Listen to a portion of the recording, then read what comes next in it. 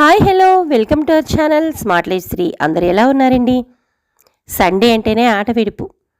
మరి వారమంతా కూడా ఎదురు చూసే ఒక్క రోజైనా కూడా సండే అనేది చాలా వరకు ఎక్కడికైనా బయటికి వెళ్ళాలని కానీ, లేదంటే ఏదైనా షాపింగ్ వెళ్ళాలని కానీ, లేదా రిలేటివ్స్ ఇంటికి వెళ్ళి సరదాగా గడపాలని చాలామందికి అనిపిస్తుంది.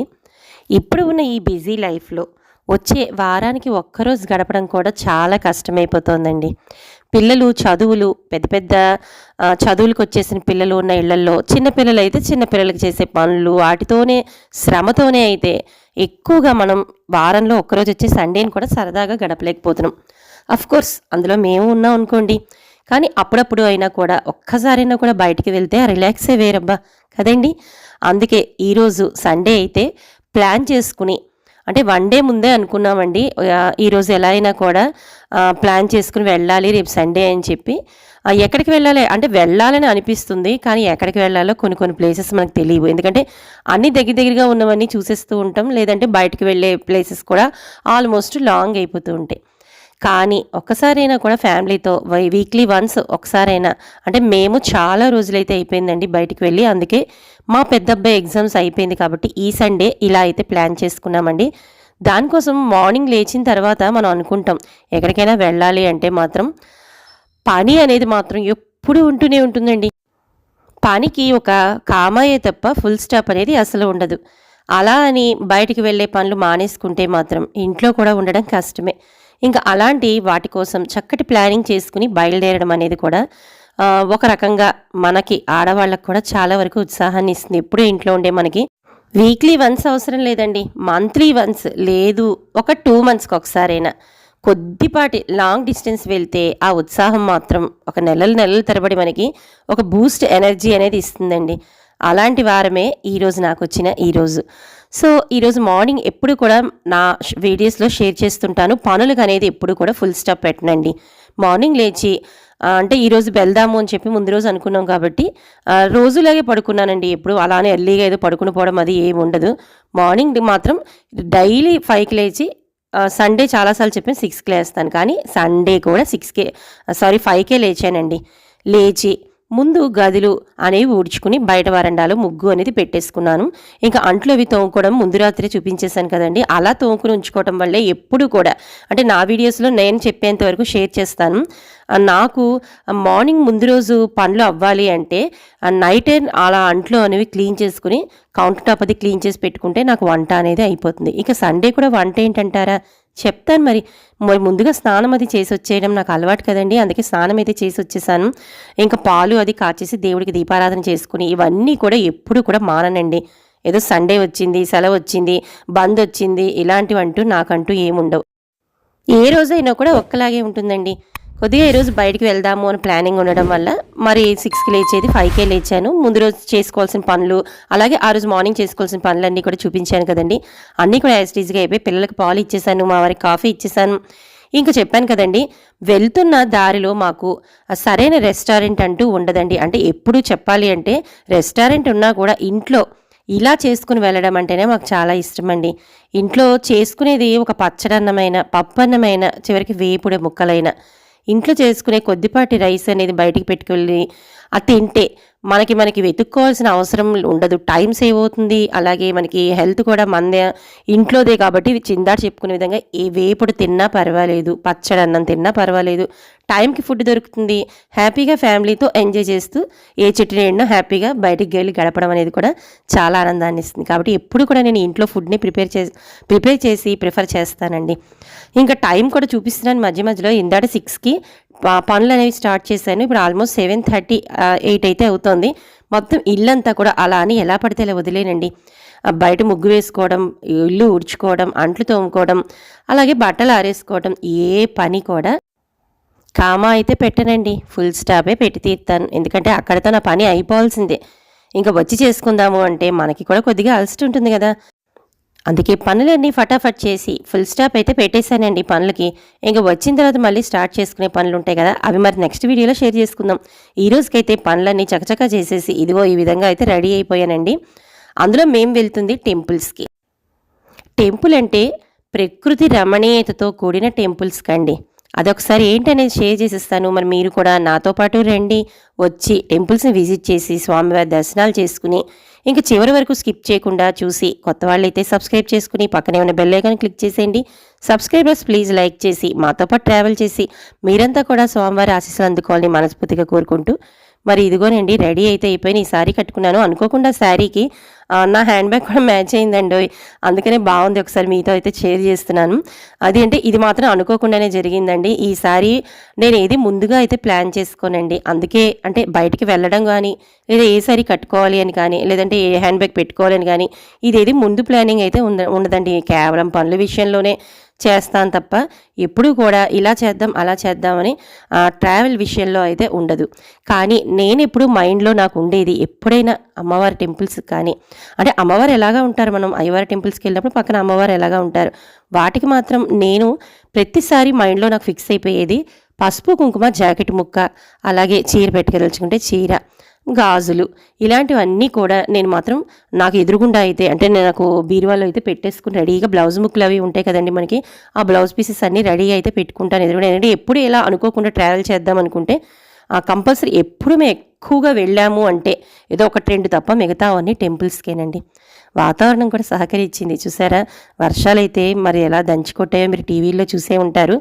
దేవుడి బ్లెస్సింగ్స్ అనేవి మన మీద ఎలా ఉంటాయి అంటే ఈ ట్రావెల్లో అయితే నేను మీకు వివరించి చెప్తానండి.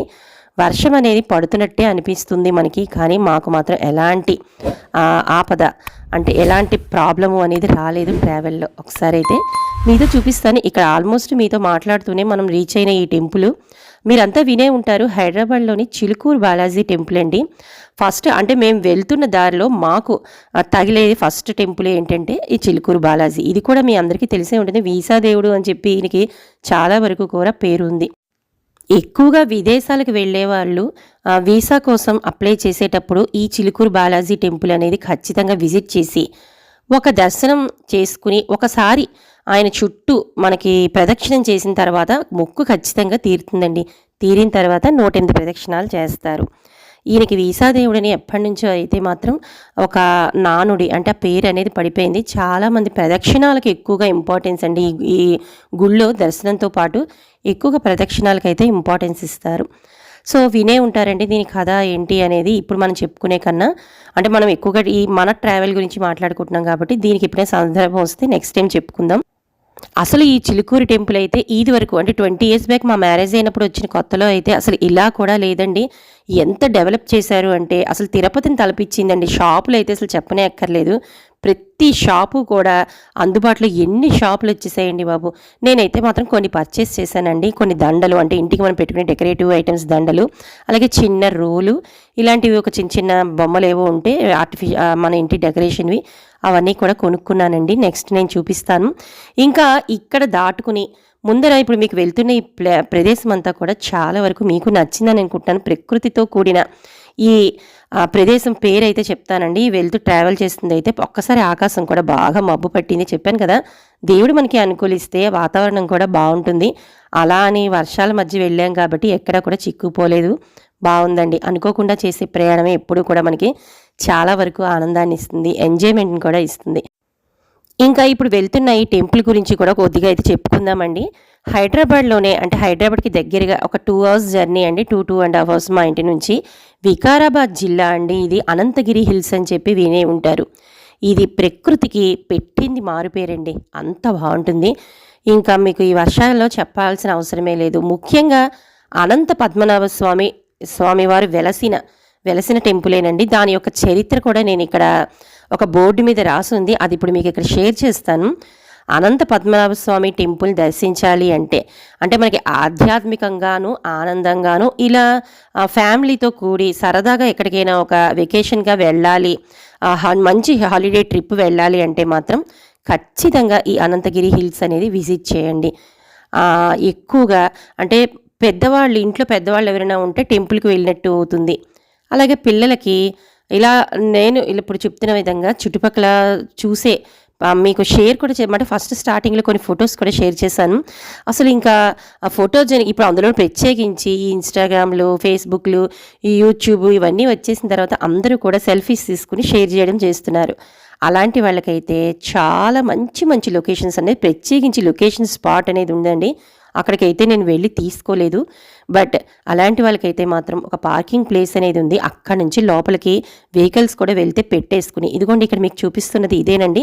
ఒక్కసారి చదవండి, నేనైతే ఇక్కడ చదివి వినిపించాము. మీకు ఎవరైనా చదవాలంటే ఇక్కడ పాజ్ చేసుకుని ఒకసారి జూమ్ చేసుకుని మొత్తం ఈ క్షేత్రం యొక్క మహత్యం అంతా కూడా క్లియర్గా అయితే వన్ బై వన్ లైన్ అయితే తీసానండి నేను.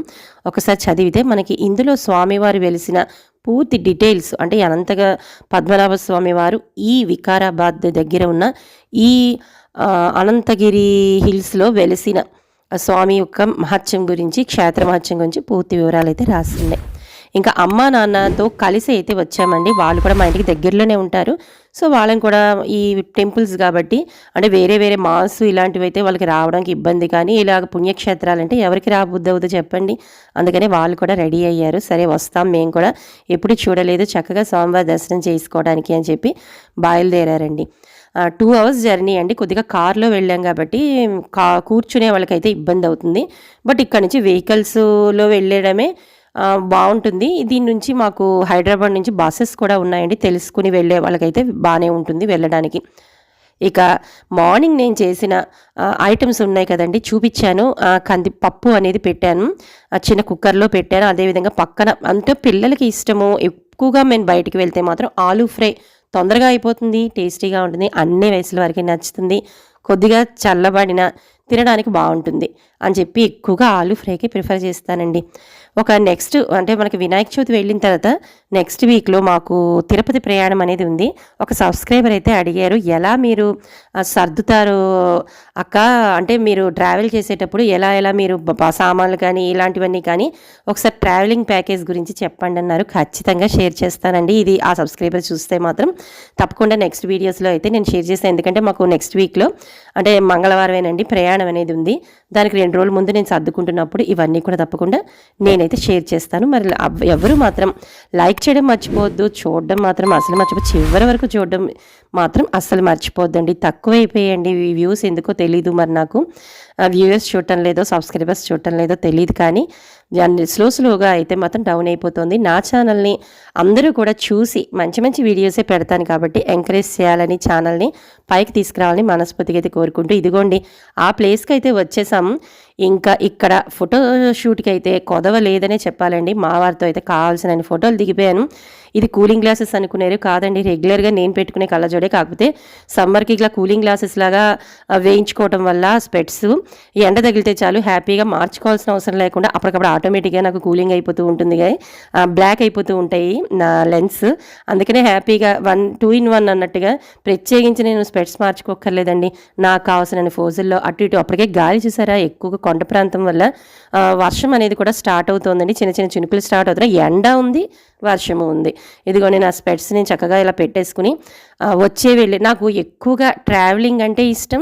ట్రావెలింగ్లో ఇలాంటి ప్రదేశాలు, అంటే నాకు ప్రత్యేకించి ఒక్క దేవుడి గుడికి వెళ్తాను, వెళ్ళిన దాంట్లో ఇలాంటి మంచి ప్రాంతాలు ఎంచుకుని వెళ్ళడం అనేది కూడా చాలా, అంటే అటు చెప్పాను కదండి, పిల్లలు కూడా డిసప్పాయింట్ అవ్వకూడదు, మనం కూడా అస్తమాటు ఇలాంటి కొండలు కోనలు చుట్టూ పట్టుకుని తిరగక్కర్లేకుండా అక్కడ ఏదో ఒక క్షేత్రం, అమ్మవారో అయ్యవారో ఎవరో ఒకళ్ళు ఉంటే ఇలా నేను పసుపు కుంకాలు బ్లౌజ్ పీస్లు అన్నీ పట్టుకుని 2 in 1 అటు ఇటు 2 ఎంజాయ్ చేసేస్తుంటానండి. అలాంటి ప్లేసెస్కి వెళ్ళాలంటే మాత్రం నాకు చాలా నచ్చుతుంది. సో అమ్మవారు కరుణించారు, అయ్యవారి దర్శనం నెక్స్ట్ వీక్ అయితే ఉందండి. తప్పకుండా తిరుపతి ప్రయాణం కూడా మాకు చక్కగా జరగాలని మనస్ఫూర్తిగా అయితే కోరుకుంటున్నాను. సో ఇదిగోండి మొత్తం కావాల్సిన ఫొటోస్ షూటింగ్ అంతా కూడా తీసేసుకున్నాను. ఎక్కువగా చెప్పాను కదా, ఫోటో స్పాట్ అనేది సపరేట్గా ఉంది, చాలా దూరం నడుస్తున్నారండి జనాలు. ఇందాక మీకు ప్లేస్లో చూపించాను జూమ్ చేసి, అక్కడ వరకు నడుస్తున్నారండి జనాలు.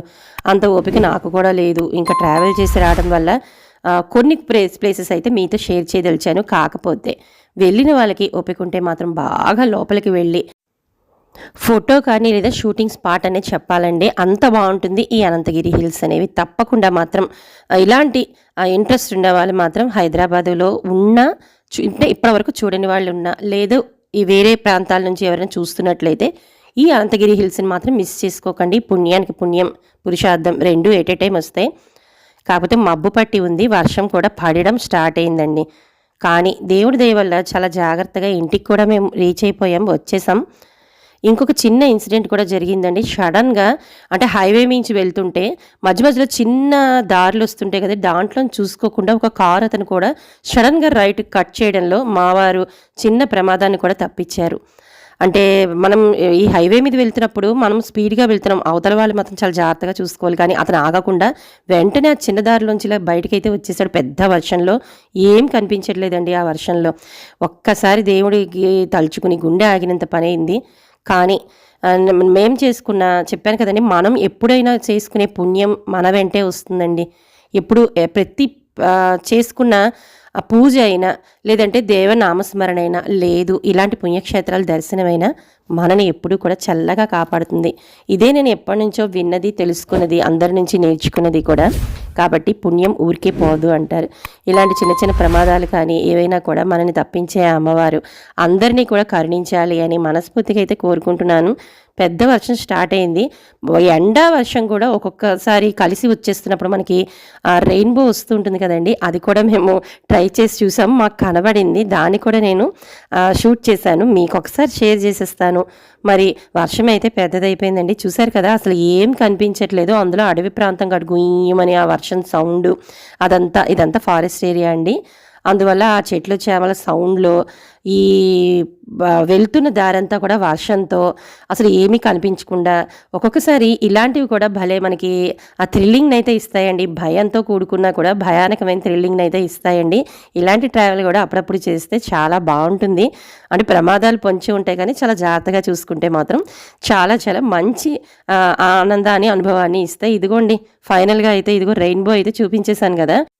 మీ అందరికి కూడా కనిపించిందని అనుకుంటున్నాను. మీ అందరికీ ఈ వీడియో కూడా నచ్చిందని అనుకుంటున్నాను. నచ్చితే మాత్రం సబ్స్క్రైబర్స్ లైక్ చేయడం అస్సలు మర్చిపోవద్దు. వ్యూయర్స్ అండ్ సబ్స్క్రైబర్స్ కొత్త వాళ్ళు అయితే మాత్రం సబ్స్క్రైబ్ చేసుకుని పక్కనే ఉన్న బెల్ ఐకాన్ని క్లిక్ చేసేయండి. రేపు ఒక ఇంట్రెస్టింగ్ వీడియోతో మళ్ళీ మీ ముందుకు వచ్చేస్తాను. అంతవరకు బాయ్ అండి.